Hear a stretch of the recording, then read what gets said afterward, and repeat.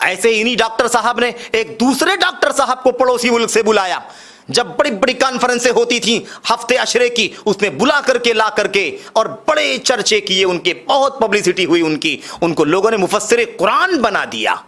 استغفر اللہ، آج بھی دنیا ان کی تقریروں کو یہاں وہاں سے شیئر کر کے اور مفسر دنیا کا بڑا سے بڑا مفسر ثابت کرنے کی کوشش کر رہی ہے۔ ڈاکٹر آدمی ہے، میدان علم کا نہیں ہے تو ڈاکٹری سے کوئی عالم نہیں ہو جاتا۔ ٹھیک ہے، کچھ اسٹڈی کر لیا ہوگا، پڑھ لیا ہوگا، کچھ نالج ہو گئی تاریخ کی، اس کی، اسے انکار نہیں ہے، لیکن اس سے علماء کی فہرست میں نہیں آ سکتے۔ اور مثال، دلیل آپ کو میں دیتا ہوں۔ ایک مثال میں نے کہا اگر ہم سب کے عجائب جمع کریں گے تو گھنٹوں چلے جائیں گے۔ میرے بھائیو، اسی شخص نے کہا تھا نا، اس ڈاکٹر نے، میں نام نہیں لینا چاہتا ہوں، لوگ جاننے والے جان جائیں گے کیونکہ لوگ سوشل میڈیا پر تقریریں لوگوں کی سنتے رہتے ہیں۔ یہ ڈاکٹر صاحب جو پڑوسی ملک سے بلایا گیا تھا، جس کو، اس آدمی کا عقیدہ سراسر تصوف کا عقیدہ، صوفیت کا عقیدہ، حلول کا عقیدہ، میرے بھائیو حلول کا عقیدہ، وحدت الوجود کا عقیدہ۔ آپ کو ایک مثال دوں میں آپ کو، قرآن کریم کی آیت ہے سورہ حدید کے اندر، هو الاول والآخر والظاہر والباطن، اللہ ہی اول ہے، اللہ ہی آخر ہے، اللہ ہی ظاہر ہے، اللہ ہی باطن ہے۔ چار نام اسماء حسنی اللہ تبارک و تعالیٰ کے، ان چار ناموں کا تذکرہ اللہ نے فرمایا ہے۔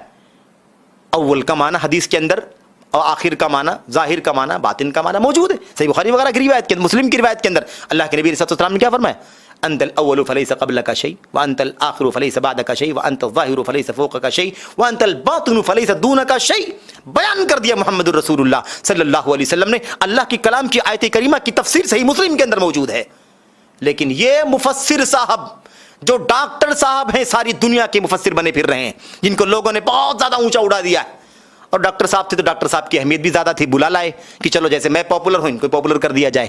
میرے بھائیوں، کیا کہا اس آیت کی الاول والآخر والظاہر والباطن، اگر ان چاروں کی تفسیر اچھی تفسیر اور کوئی صحیح تفسیر ہو سکتی ہے تو تو تصوف کے چار سلسلوں کے ذریعے سے ہو سکتی ہے۔ الاول، الآخر، الظاہر، الباطن، یعنی چشتی، قادری، نقشبندی، سہروردی، چشتی یا قادری یا نقشبندی یا سہروردی یا استغفر اللہ، استغفر اللہ، استغفر اللہ۔ یہ دنیا میں بدترین شرک، بدترین کفر ہے یہ حلول کا عقیدہ، تصوف کا عقیدہ۔ پوری دنیا کے اندر پھیلایا کہ نہیں پھیلایا؟ قرآن کے اندر تحریف کیا کہ نہیں کیا؟ قرآن کی منمانی تفسیر کیا کہ نہیں کیا؟ اس آدمی نے عالم نہیں ہے، یہ گمراہی کا راستہ اسی لیے ہوا کیونکہ یہ بردر ہے۔ کتنا بھی بڑا ڈاکٹر ہونے تو میرے بھائی، اس سے کوئی سروکار نہیں۔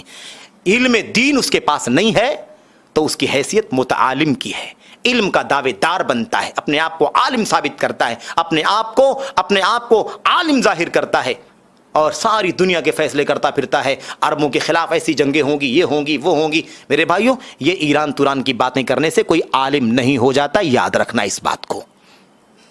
اچھا جناب عالی، ایک مثال ہے، بہت ساری باتیں ہیں، مجھے موقع نہیں ہے۔